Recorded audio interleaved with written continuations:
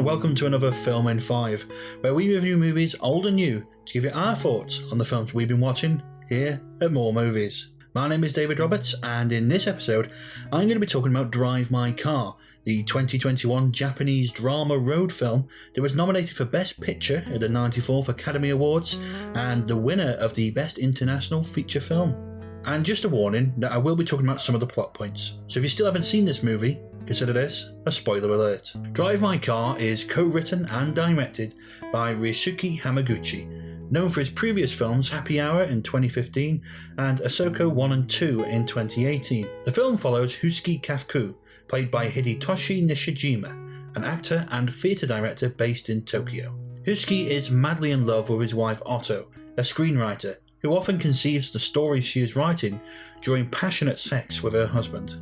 These early erotic scenes in the film are quite something to behold, instilling an artistic sexual presence into the movie based on a creative romance. One night, at a performance of Waiting for Godot, Otto introduces a young actor, Koichi Takasuki, a frequent collaborator of hers, to Ryusuke backstage after the show. Sometime later, he goes to leave town for some work for a few days, only to have his plane delayed by 24 hours. However, upon returning home, he finds Otto deep in sexual liaisons with a young man, who we presume is Koichi. He quietly leaves without her noticing, hurt and damaged, and pretends the trip went ahead as scheduled, never bringing this occasion up to her. Their life continues, until one day, 6 months later, on a normal average day, Otto says she would like to speak to Ryusuke about something when they get home that evening. We presume her infidelity. But upon his return from work, he finds Otto dead on the floor from a brain hemorrhage. A devastating, emotional blow. Ryusuke tries to continue with life, but eventually, during a performance of Uncle Vanya, a famous work by Russian playwright Chekhov, he breaks down mid-scene and walks off stage. We return 2 years later, and at this point, 40 minutes into the film, the title credits begin to roll. This is a sign of the type of film we are watching, a prelude to the actual tale to be told. As we return, Ryusuke is making a similar journey to the one he made over 2 years ago, at the night of the betrayal, as he makes his way to the airport. He's been invited out to a residency in Hiroshima, as we find out, to direct a multilingual adaptation of Uncle Vanya. After all the auditions took place, with a varied cast of nationalities, Ryusuke strangely casts Koichi in the role of Uncle Vanya, the role that he was famous for performing. He does this despite objections about his improper conduct and erratic behaviour, and of course his own personal issues with the young actor. Or perhaps he does it because of this.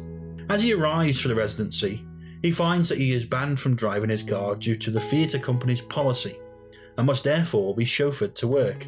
Naturally, he demands that if he is to be driven to work, he wants that car to be his beloved red 1987 Saab 900 Turbo. Throughout the film, this vintage car is its own character, which adds a real visual treat to the story and serves as a metaphor for life. He objects at first, but relents at the end, of course.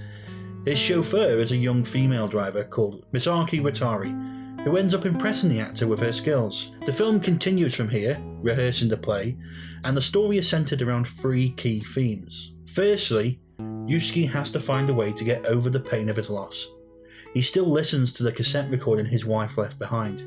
He still carries a burden and a pain, and he struggles to let go, but must find a way. Secondly is the focus on the relationship between Ryusuke and his driver Misaki. They have a distanced relationship at the start, but a bond grows between the pair.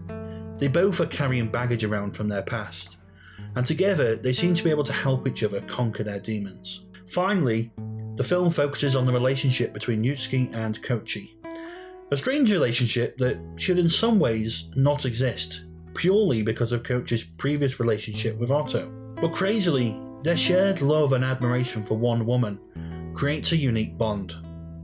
As much as Koichi craves what he never got, he also helps Ryusuke in the most extraordinary ways to overcome his past, delivering one of the most powerful moments of the film. 本当に他人を見たいと思うなら、自分自身を深くまっすぐ見つめるしかないんです。Drive My Car is a good film. If a little long and very sparse, It does feel for some time that the film is aimless, but it all ties together in the third act, and your patience, in the end, is ultimately rewarded. That's it for this review. What did you think of Drive My Car? Let us know in the comments down below. Till next time, take care of yourself and keep watching more movies. That's it for this video. Let us know your thoughts in the comments down below, and remember to like, share and subscribe right here on YouTube.